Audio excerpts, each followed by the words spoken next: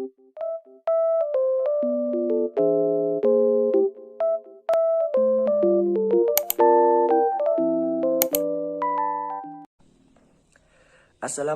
warahmatullahi wabarakatuh. Perkenalkan, nama saya Muhammad Habib Husain Al-Hadi dengan NIM 1903211000034 dari Program Studi Agribisnis Fakultas Pertanian Universitas Trunojoyo Madura. Pada video kali ini saya akan menjelaskan analisis fungsi produksi jagung di wilayah Madura untuk memenuhi ujian tengah semester pada mata kuliah Ekonomi Produksi Pertanian kelas A. Baik, langsung saja kita simak pembahasan-pembahasan berikut ini. Pembahasan yang pertama yaitu mengenai latar belakang dari penelitian ini. Jagung dengan nama lain Siames merupakan bahan pangan yang dapat menjadi sumber karbohidrat kedua setelah beras. Jagung sebagai makanan pokok dan potensial menjadi komoditas yang strategis yang cukup berperan dalam meningkatkan pendapatan petani di Indonesia. Jagung sendiri termasuk komoditas unggul dibandingkan komoditas pangan lainnya yang berada di Indonesia.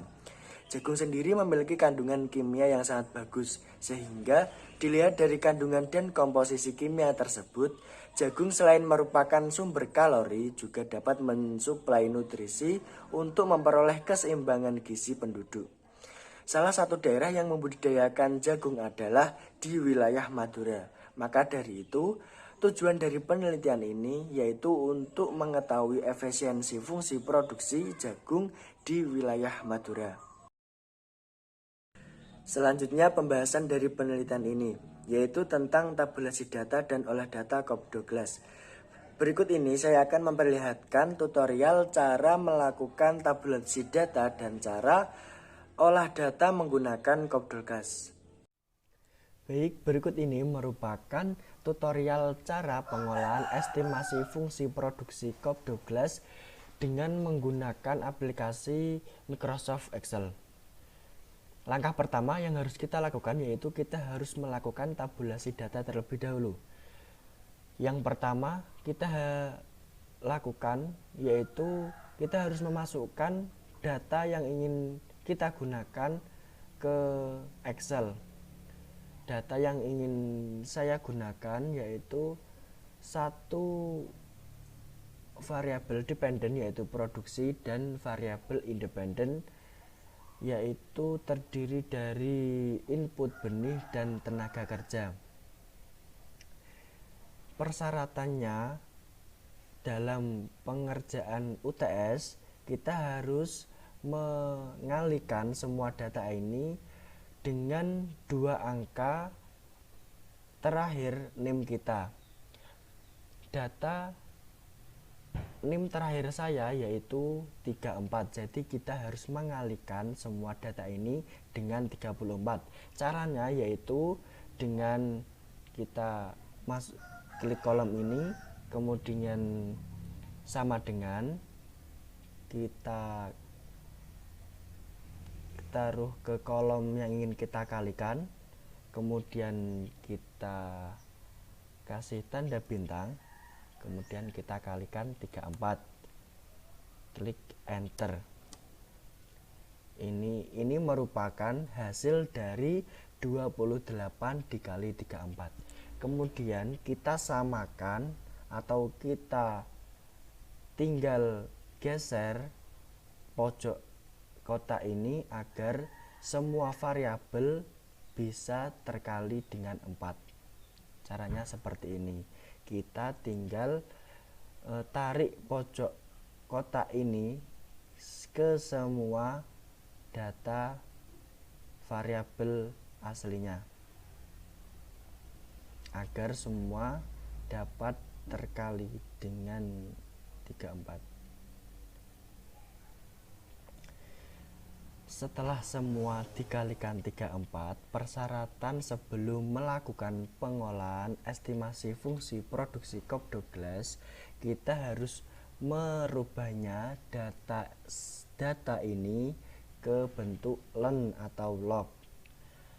Caranya yaitu klik sama dengan, kita tulis sama dengan, lalu kita tulis len, kemudian kurung buka, kita taruh ke kolom yang ingin kita rubah, kemudian kita kurung tutup, enter. Ini sudah kita ubah ke bentuk len. Kemudian kita lakukan dengan sama ke semua variabel yang kita gunakan. Caranya dengan kita tarik saja seperti ini ke semua data yang kita gunakan.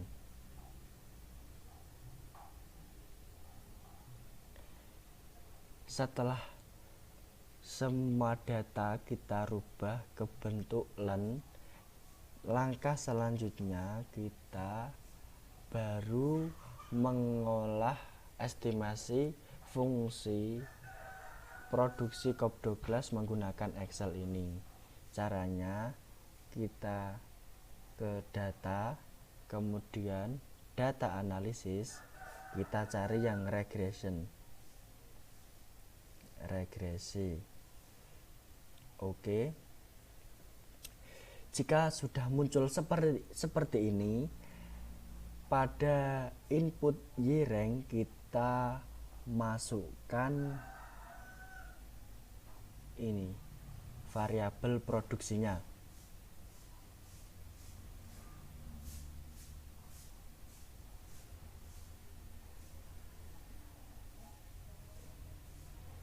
Begini.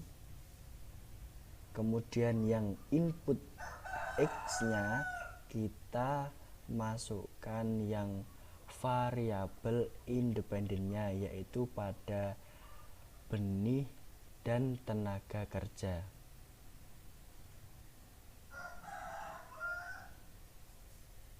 Seperti ini.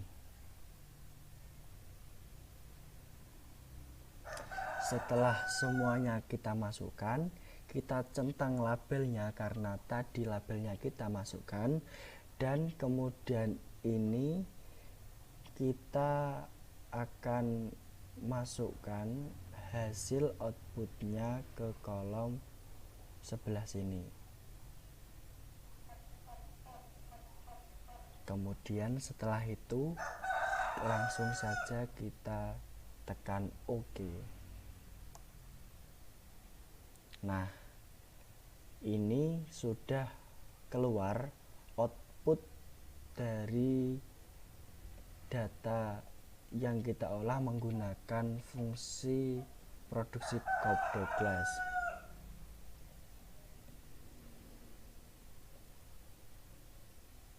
Pada intercept coefficient ini kita dapat mengetahui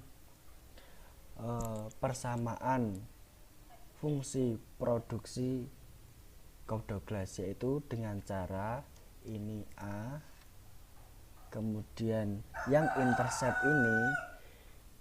ini masih bentuk len, kita rubah ke bentuk eksponen. Caranya yaitu sama dengan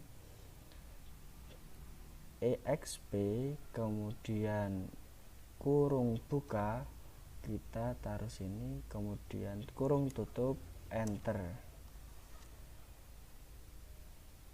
Ini setelah kita mengubah menjadi eksponen, kita dapat mencari alfanya A, yaitu ini, tinggal kita copy, kemudian betanya kita tinggal copy. Selanjutnya yaitu interpretasi. Berikut ini merupakan hasil dari olah data Copdoglass menggunakan aplikasi Microsoft Excel. Berdasarkan model di atas, maka parameter beta yang dihasilkan yaitu beta 1 0,029 dan beta 2 yaitu 0,337. Berdasarkan hasil pengujian hipotesis di atas, maka diperoleh model linear sebagai berikut, yaitu len Y sama dengan len 3,7 ditambah 0,029 ln X1 ditambah 0,337 ln X2. Sehingga model Cobb Douglas yang dihasilkan yaitu Y sama dengan 39,583 dikali X1 pangkat 0,029 dikali X2 pangkat 0,337. Interpretasi dari persamaan fungsi produksi Cobb Douglas adalah apabila variabel independen yaitu benih dan tenaga kerja dianggap konstan, maka output jumlah produksi akan bertambah senilai 39,583. Dan besarnya koefisien regresi variabel benih sebesar 0,029. Artinya, apabila benih naik 1%, maka jumlah output akan mengalami kenaikan sebesar 0,029 dengan asumsi variabel-variabel lain bersifat konstan. Dan besarnya koefisien regresi variabel tenaga kerja yaitu 0,337. Artinya, apabila volume tenaga kerja dinaikkan 1%, maka jumlah output akan mengalami kenaikan sebesar 0,337 dengan asumsi variabel-variabel lain bersifat konstan. Berdasarkan nilai elastisitas dapat diketahui bahwa elastisitas benih sebesar 0,029 dan elastisitas tenaga kerja sebesar 0,337. Sehingga nilai elastisitas faktor produksi tenaga kerja atau X2 paling berpengaruh di antara faktor produksi benih karena nilai elastisitasnya paling besar. Selanjutnya yaitu interpretasi intensitas produksi. Berdasarkan elastisitas tersebut juga dapat diketahui bahwa intensitas produksinya lebih bersifat padat tenaga kerja dan tidak bersifat padat modal. Hal ini dikarenakan nilai elastisitas tenaga kerja yang digunakan lebih besar dibandingkan nilai elastisitas modal berupa benih yang digunakan. Berdasarkan hasil estimasi yang merupakan hasil dari penjumlahan nilai koefisien masing-masing variabel yaitu 0,029 ditambah 0,337 sama dengan 0,336 atau sigma beta I. Selanjutnya yaitu perhitungan nilai produk maksimum.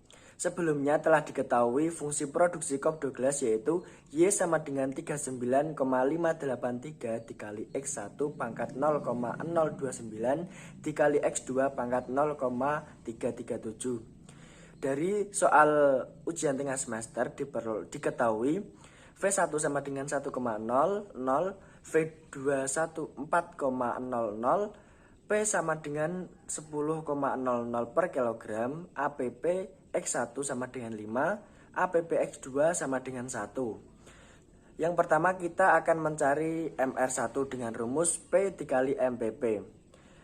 Sama dengan 10 dikali rumus MPP yaitu EP dikali APP. Sehingga 10 dikali kurung 0,029 dikali 5. Sehingga diperoleh hasil 1,45. Nilai tersebut menunjukkan bahwa lebih besar daripada 1, sehingga secara ekonomis penggunaan faktor produksi benih belum efisien. Dalam artian faktor produksi benih masih bisa bertambah. Kemudian kita akan mencari MR2 dengan rumus PMPP. 10 dikali rumus dari MPP yaitu EP dikali APP sehingga 10 dikali 0,337 dikali 1 sehingga diperoleh hasil 0,8. Hasil tersebut menunjukkan bahwa kurang dari 1 sehingga secara ekonomis penggunaan faktor produksi tenaga kerja belum efisien. Dalam artian faktor produksi tenaga kerja berlebih dan perlu dikurangi. Selanjutnya yaitu analisis fungsi produksi stokastik frontier. Berikut ini merupakan tabulasi data sebelum diubah ke LN dan dikalikan 34. Di sini kita dapat lihat nomor responden 1 sampai nomor responden 82. Kemudian ini data sebelum diubah ke LN yang dikalikan dengan 34 pada nomor responden 83 sampai nomor responden 120.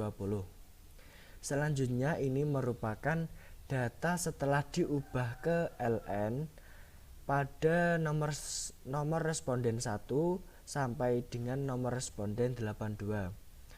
Kemudian selanjutnya ini data setelah diubah ke ln ke len pada nomor responden 83 sampai nomor responden 120. Setelah melalui analisis fungsi stokastik frontier, diperoleh hasil output stokastik frontier berikut ini. Selanjutnya yaitu interpretasi. Yang pertama, kasus inefisiensi di lapang, yaitu nilai LR tes yaitu 0,6946650 atau 6,94665. Nilai DF adalah 2, nilai kode BAM pada derajat kesalahan 0,05 adalah 5,138 dan nilai LR tes lebih besar dari kode BAM. Maka dari itu dalam analisis hipotesis H0 ditolak dan H1 diterima. Dari pernyataan di atas berarti terdapat kasus inefisiensi di lapang. Selanjutnya presentase error term yang disebabkan inefisiensi teknis atau gamma. Alpha yang digunakan 5%, maka nilai T tabel adalah 1,980626. T tabel adalah 17,68, maka nilai T hitung lebih besar dari nilai T tabel. Sehingga koefisien gamma adalah 90,95%. Error term disebabkan karena inefisiensi teknis dan 9,05% error term disebabkan karena adanya risiko. Pengaruh setiap variabel terhadap output. Dapat diketahui T tabel sama dengan 1,980626. Pada beta 1, nilai T hitung adalah min 0,782, artinya tidak signifikan. Jika X1 atau benih dinaikkan sebesar 1%, maka output akan menurun sebesar min 0,0708%. Kemudian beta 2, nilai T hitung pada beta 2 adalah 3,124, artinya signifikan. Jika X2 atau tenaga kerja dinaikkan sebesar 1%, maka output akan meningkat sebesar 0,253%. Kemudian beta 3, nilai T hitung pada beta 3 adalah min 2,614, artinya signifikan. Maka jika X3 atau pupuk kandang dinaikkan sebesar 1%, maka output akan menurun sebesar min 0,349%. Selanjutnya yang terakhir yaitu beta 4. Nilai T hitung pada beta 4 adalah 3,714 yang artinya signifikan. Maka jika X4 atau pupuk fosfat dinaikkan sebesar 1%, maka output akan meningkat sebesar 0,457%. Selanjutnya yaitu petani yang efisien secara teknis. Petani yang efisien secara teknis dapat dilihat pada petani dengan nomor responden 48 dan 58 sebagai contohnya. Kemudian nilai main efisiensinya yaitu main efisiensi diperoleh sebesar 0,6344729. Pembahasan yang terakhir yaitu penutup. Kesimpulannya yaitu berdasarkan analisis fungsi produksi Cobb Douglas dapat diketahui bahwa jika variabel input benih dan tenaga kerja dianggap konstan, maka produksi jagung akan bertambah sebesar 39,583. Berdasarkan nilai elastisitas dapat diketahui bahwa elastisitas benih sebesar 0,029 dan elastisitas tenaga kerja yaitu sebesar 0,337. Sehingga nilai elastisitas faktor produksi tenaga kerja atau X2 paling berpengaruh pada faktor produksi benih. Karena nilai elastisitasnya paling besar dan berdasarkan perhitungan NPM atau VMP diketahui bahwa baik input benih dan tenaga kerja masih belum efisien atau penggunaan input tersebut belum memaksimumkan profit. Untuk analisis fungsi Stochastic Frontier diketahui bahwa terdapat kasus inefisiensi di lapang, di mana hal ini dibuktikan dengan nilai LR test lebih besar daripada kode PALM-nya. Dan berdasarkan presentasi error term dapat diketahui bahwa koefisien gamma adalah 90,95% error term disebabkan karena inefisiensi teknis dan 9,05% error term disebabkan karena adanya risiko. Saran yang saya berikan pada penelitian ini yaitu berdasarkan hasil dari analisis fungsi produksi Cobb Douglas, petani dapat menambahkan input benih dan tenaga kerja agar produksi jagungnya meningkat dan juga agar efisien secara ekonomis. Kemudian, berdasarkan hasil dari Stochastic Frontier harus meminimumkan faktor inefisiensi eksternal agar petani dapat efisien secara teknis. Sekian penjelasan dari saya mengenai analisis fungsi produksi jagung di wilayah Madura.